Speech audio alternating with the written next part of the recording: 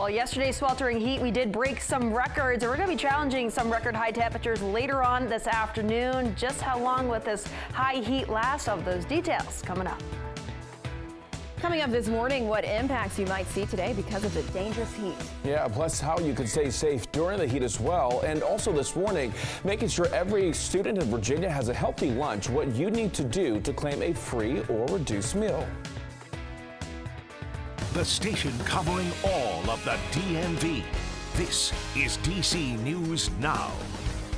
All right, it's now 6 o'clock. We're taking a live look outside over the Washington Monument here, and right before the sun is coming up, it's going to be a hot day. Good morning. Thank you for joining us on DC News Now. I'm Shanika Grimshaw in for Tanaya Wright. Yeah, good morning to you. I'm Corey James. Meteorologist Jackie Lear standing right by us this morning, tracking the forecast. It's going to be a hot one. Yeah, another hot one. I mean, if you thought yesterday was hot, I think today is going to feel a little bit hotter for everyone that's going to be outside today. I know a lot of people are heading back to work and school too after the extended holiday weekend. So again, make sure that you are taking those heat precautions through the day today, making sure that you are staying hydrated, and take plenty of water breaks if you are going to be working outside for an extended period of time today. Some of those records that we will be challenging later on this afternoon. This long-standing record for DC set back in 1881 of 97. We're going with a forecast high of 98 in the district yet again today. So we could be breaking that record. Annapolis could be breaking that 94-degree record set back in 2018. Martinsburg 97 in 1937. Hagerstown back in 2018 we saw a high of 93. I'm thinking that we're going to be shattering that record as well. Temperatures out there right now to kickstart your Tuesday. We're seeing those 60s back out towards the west. We're low 70s in Hagerstown, upper 60s in Frederick, but we're upper 70s in DC. Still holding at 80 degrees right now in Annapolis. Those dew points are well into the mid to upper 60s. That's that muggy to humid feel to the air as you're stepping out the door this morning. Satellite radar showing us dry conditions persisting. We'll see those mainly sun-filled skies out there through the day today. That sunshine really helping with those temperatures to warm up.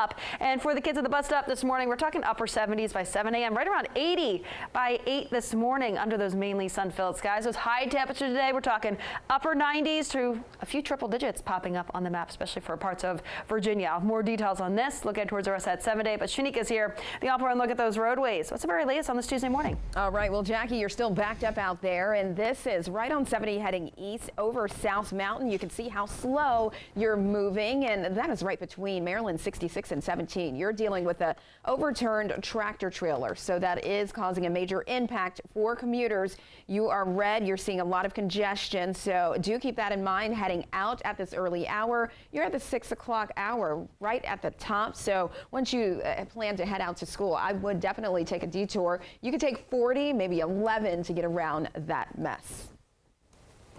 And record-breaking heat is expected again today to impact local schools and businesses. Yeah, DC News Now's Liberty Zabala is live at Kennedy Recreation Center in Northwest this morning with how hot the temperatures could impact your plans. Liberty, you were telling us an hour ago it's already warm this early in the morning. Oh yes, good morning, Corey. It is very warm even before the sun is getting up here, and we've already seen the intense heat cancel popular events like the Gaithersburg Labor Day Parade yesterday, and DC is also opening cooling centers like the one behind me to help people beat the heat. So grab your sunblock, you'll definitely need it. Today and tomorrow are expected to be the hottest days of the week, with highs reaching into the upper 90s and even triple-digit heat in some areas. The record-breaking temperatures even forced the cancellation of the 85th annual Gaithersburg Labor Day Parade out of an abundance of caution. But families should prepare for more possible cancellations at schools and local businesses ahead. The mayor of DC is activating a hot weather emergency through Thursday. DC is also extending pool hours to give families some relief from this heat. The district is also activating cooling centers and cooling buses for residents as well. Oh, just drinking lots of water and trying to stay inside, you know, trying to get out of the heat as much as possible. And to find a cooling center near you, just head to our website at dcnewsnow.com and we'll have the district's interactive map posted for you there. For now, live in Northwest DC, Liberty Zabala, DC News Now. All right. Thank you, Liberty. Your time right now is 6:04. It's time for your Know and Go headlines. Yeah, and your headlines this morning. First Lady Dr. Joe Biden tested positive for COVID-19. Her doctors say she's dealing with some mild symptoms. Now, so far, President Biden tested negative for the virus. The First Lady is recovering at the Biden's home in Delaware. And as Congress reconvenes, the main concern of lawmakers is getting a budget bill passed in order to avoid a government shutdown. But House Speaker Kevin McCarthy doesn't necessarily have the support of his Republican colleagues after last session's budget bill. And people in Alexandria will get their first look at proposed zoning changes tonight. These expected changes would expand the number and type of homes in residential areas. It would also bring more apartment, multifamily, and townhouse-style homes to the area. A woman is dead after a triple shooting in Aspen Hill, and officials say it happened just after 7:30 last night on Punch Street. That's where police say they found a man and two women who were shot. Authorities say they have a suspect in custody, but there is no word on the condition of the other two victims. Police say the shooting was not random. And new details in a stabbing on a Green Line train at the Navy Yard Metro Station. Yeah, D.C. police say they have arrested 41-year-old Michael Harrington in connection to the crime. Officials say the woman who was stabbed is now in stable condition. Police say Harrington was arrested yesterday with help from Arlington County Police. And meantime, the stabbing is part of another violent weekend around the district. Police reported 3 more homicides. That brings this year's total so far to 179. That's 39 more compared to this time a year ago. And 2 other deadly shootings took place in an apartment building in the Shaw neighborhood over the weekend. Authorities say 19-year-old Micaiah Ferguson and 18-year-old Keisha Perry were shot at a playground before midnight Friday. Now, both later died at the hospital. That shooting took place in Ward 2. It's an area that has had 7 homicides this year, and according to police, that's the same number compared to last year. However, there have been 137 more violent crimes in Ward 2 compared to a year ago. D.C. leaders tell us they're tired of the violence. I think everybody has to share the view that it's heartbreaking, and the idea that things so quickly escalate into people shooting at each other. There's no more fist fights. Everybody's got a gun, and there's all kinds of shots being fired. Police are still looking for the gunman in that shooting. Officers say they're also searching for the person who shot and killed a 15-year-old boy early Saturday morning at a home along 4th Street in Southeast.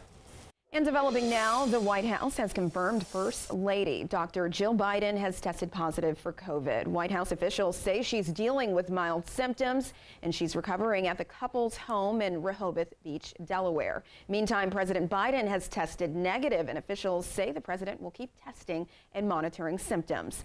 Meantime, COVID-19 cases are on the rise, including here locally. During the last full week in August, hospitalizations jumped 51% compared to the previous week. Compared to the height of the pandemic, that number is still low, but experts say you should still think about some precautions. Their best advice: make sure you're up to date on your vaccinations. You look at this new strain, it's really a takeoff spinoff of the Omicron strain, and we do have vaccinations that were for that one. I would say go ahead and get whatever's available for now. You can always get updated vaccinations. All vaccinations are positive. According to the CDC, the federal government will shut down its vaccination distribution program this fall. Most Americans who have health insurance can receive the shots at no cost. And happening today, lawmakers are returning to Capitol Hill today after their August recess. Yeah, they say right now keeping the government open will dominate the September agenda. Now the House is scheduled to meet for 11 days before the fiscal year ends at the end of September. That is when they will need to iron out a new budget after the suspension of the nation's debt ceiling last session. Now, House Speaker Kevin McCarthy is currently facing opposition from his fellow party members after the last stopgap funding package. Experts say he will need to rally Democratic support to get the funding of that bill passed. The deadline to avoid a shutdown is September 30th. Meantime, a new report from the Committee for Responsible Federal Budget that the federal deficit is expected to nearly double this year. The organization pushes for lowering the deficit and says it will total to about $2 trillion as of the end of this month. The report goes on to say that this level of deficit could eventually lead to higher interest rates in the short term. The Congressional Budget Office says the last time the deficit got this high was in 2021, and that was amid record COVID spending. All right, a major grocery store in Southeast D.C. is getting rid of a lot of their name brand health and beauty care items, and officials there say it's in an effort to curb shoplifting. Giant on Alabama Avenue is replacing popular name brands like Tide, Advil, and Colgate. Now, the grocery store also says it plans on checking receipts as shoppers leave starting this Thursday. Shoppers say they do not think the move will stop potential criminals. Meantime, one public policy expert says the plan could successfully drive thieves away. Name brand is not only the only thing that people steal. They steal Giant brand stuff. It don't matter. A thief is a thief. People that want to be thieves are going to go to places where they can steal. And so if they reduce the number of branded items there, they're just going to go to other places altogether. Some shoppers say they are worried Giant will possibly leave Southeast D.C. altogether. And with schools back in session for students across the Commonwealth, parents might want to see if their kids are eligible for free or reduced price lunch this year. More than 693,000 students in the state qualify for free meals. Experts say many parents don't even know if their kids are eligible. In many districts, parents must apply to see if they qualify. And filling out the application could let you know if you qualify for other discounts as well. Even if you're not sure if you're eligible for free or reduced price meals, I would reach out to the school, fill out the application, because the application may also qualify students for other resources too, such as discounts on extracurricular activities or reduced prices on exams, college application fees, and it also may provide other classroom-specific resources for children. Meantime, some students are automatically eligible for free meals. This is the case if anyone in their house receives SNAP benefits or is on Medicaid.